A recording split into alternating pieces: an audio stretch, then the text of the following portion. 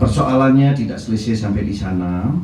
Jadi saya yakin mengapa para pimpinan lembaga pengkajian MPR datang ke Bali, tentu ada tujuan, karena memang walaupun secara keseluruhan kalau kita melihat secara general Indonesia sudah sangat maju dari aspek kemungkinan kalau kita melihat dari rata ya, GNP misalnya, kemajuan ekonomi dalam bentuk persen secara global memang cepat sekali kemajuannya, dan sangat berharap baik dari bangsa kita sendiri maupun prediksi dari bangsa-bangsa ataupun para ahli ekonomi bahwa Indonesia akan berkembang cepat dalam bidang ekonomi di masa mendatang.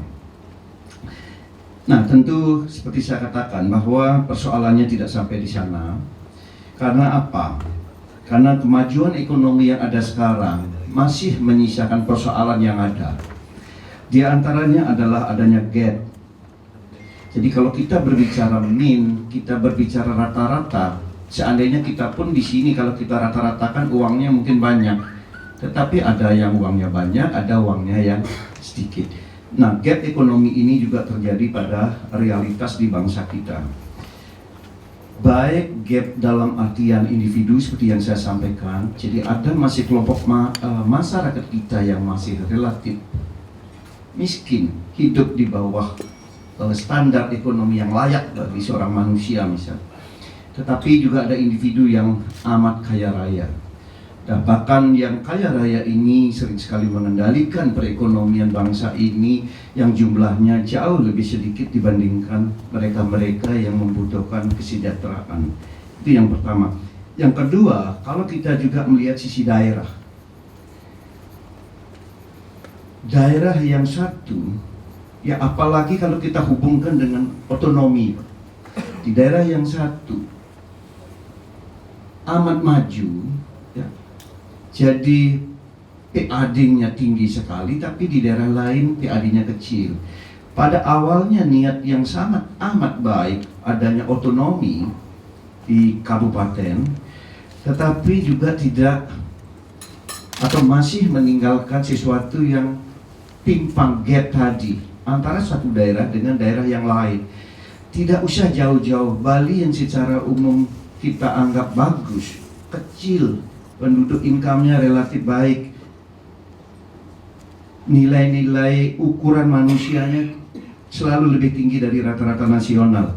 Tapi kalau kita coba lihat Kabupaten Badung dengan Bangli atau Buleleng, dengan income yang begitu timpang, kehidupan masyarakat di daerah ini jauh berbeda. Ini adalah persoalan yang kita hadapi di dalam realitas, dalam skala yang lebih kecil, yang lebih mikro.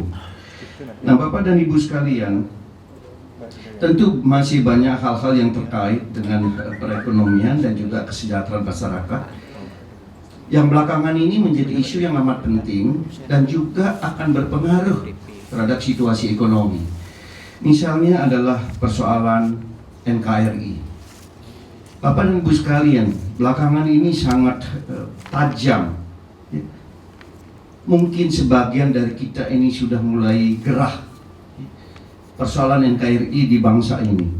Saya yakin bahwa jika ini tidak diselesaikan dengan baik, maka persoalan ini akan berpengaruh terhadap masalah perekonomian dan kesejahteraan.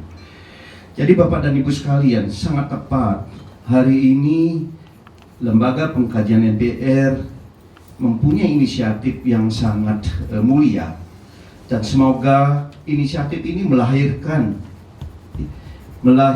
sesuatu yang bermanfaat bagi bangsa ini secara keseluruhan, terutama nanti terkait dengan aturan-aturan, dalam hal ini adalah Undang-Undang Dasar yang terkait dengan masalah perekonomian dan kesejahteraan umat manusia.